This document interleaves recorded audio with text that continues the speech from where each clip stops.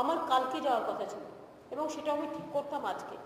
আমি একটা সংবাদ মাধ্যমের কাছে একটা রিকোয়েস্ট করব, কতগুলো ব্যাপার আছে খুব সেন্সিটিভ।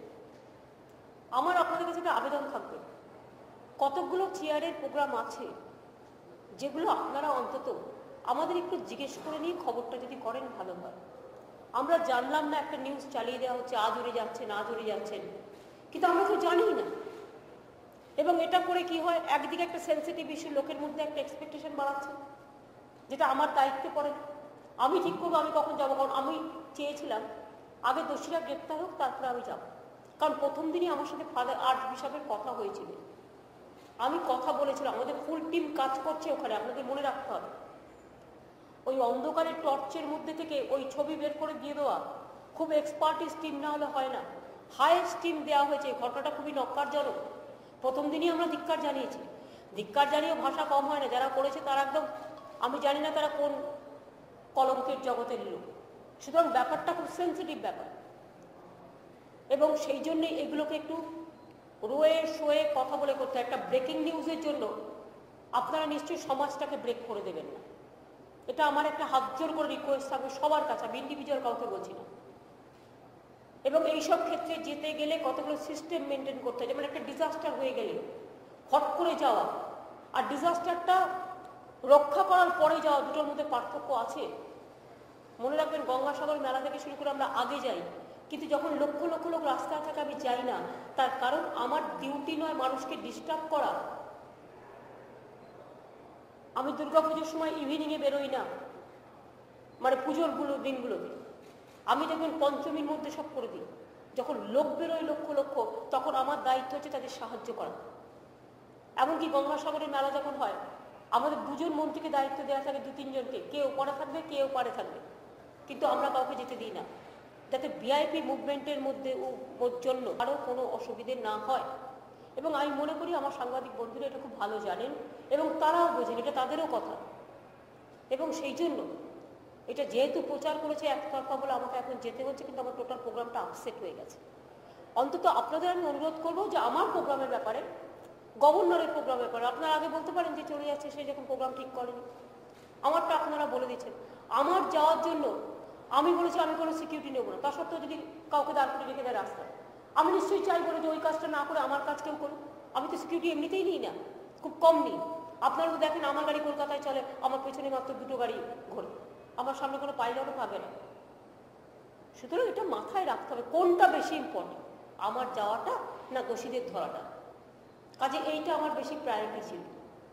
আমি একবার যেতাম, আমি আজ না যেতাম কাল যেতাম, কাল না যেতাম পরশু যেতাম। কারণ মায়ের মতো মহিলা আমাদের সকলের সেন্টিমেন্ট আছে, যারা করেছে তারা এই সমাজের কোনো গ্রহণযোগ্য লোক বলতে আমি মনে করি না। গ্রহণযোগ্য কেন, এই জিনিস কোনো, যারা অন্যায়ও করে অন্যায়কারীরাও করে না। কতগুলো জিনিস আছে যেগুলোকে ধিক্কার জানানোর কোনো ভাষা থাকে না। এবং সে যেই হোক আর যেখানেই পালিয়ে থাকুক, টোটাল স্ট্রং অ্যাকশন, যে স্ট্রং অ্যাকশন মানে স্ট্রং অ্যাকশন যত শক্তভাবে নেওয়া যেতে পারে সেটাই কাম্য। এসব ব্যাপারে আমি কোনোদিন জীবনে কম্প্রোমাইজ করি না আর করবও না।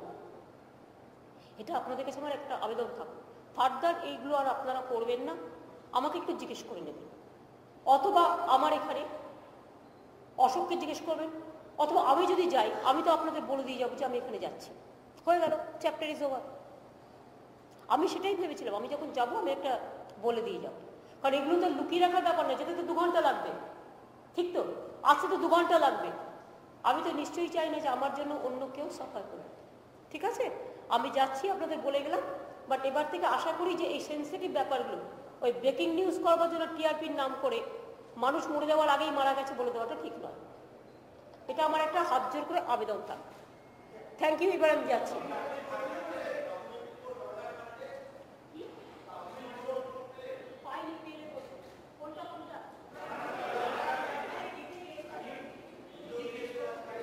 ডিজি আছেন ওখানে, উনি এখন থাকবেন ওখানে, কাজ করছেন, আজকে আমি যাওয়ার পরে ফিরবেন। দেখুন, আমরা সবচেয়ে হাইয়েস্ট টিম পাঠিয়েছি। আমার এডিজি ল অ্যান্ড অর্ডার থেকে শুরু করে সিআইডি ফুল এক্সপার্টস টিম গেছে, এইটাই আমাদের হাইয়েস্ট টিম। প্রত্যেকটা ইকুইপমেন্টস দিয়ে পাঠানো হয়েছে। যারা এইসব করে তারাও অনেক প্রিকশন নেয়, ধরবো তো নিশ্চয়ই, কিন্তু কোথায় লুকিয়ে আছে, কার শেল্টারে আছে, কোথায় আছে না আছে, এগুলো আমাদের দেখার জন্য আমাকে তো ক্লু দরকার। আমি তো সবটা আপনাদের বলতে পারবো না। কাজেই ঘটনা যেটা ঘটেছে খুবই সাংঘাতিক ঘটনা। সাংঘাতিক ঘটনা কেন ঘটবে কেন? আর আমি দেখছি যে দু একটা এমন এমন ঘটনা কেউ কেউ ঘটিয়ে দিচ্ছে, খেয়ালই রাখে না, একটা নিজেরা হয়তো নিজেদের মধ্যেই থাকে না যারা করে এগুলো। সত্যিকারের মানুষেরও তো কেউ এগুলো করতে পারে না, যেই করে থাকুক। কাজেই গভর্নমেন্ট টোটালটাই নজরে রাখছে, টোটালটাই করছে। অনেকে অ্যারেস্ট হয়েও ছিল, কিন্তু আমরা যাদের চাই সেই ক্লুটার কাছে পৌঁছতে হয়তো একটু টাইম লাগছে, কারণ তারাও অনেক কিছু চেঞ্জ করেছে। আমরা চাই যত শীঘ্রই সম্ভব ঘটনাটা টোটাল, উল্টোপাল্টা লোককে ধরে লাভ নেই, যে আসল দোষী সেগুলোকে ধরতে হবে। এই পর্যন্ত।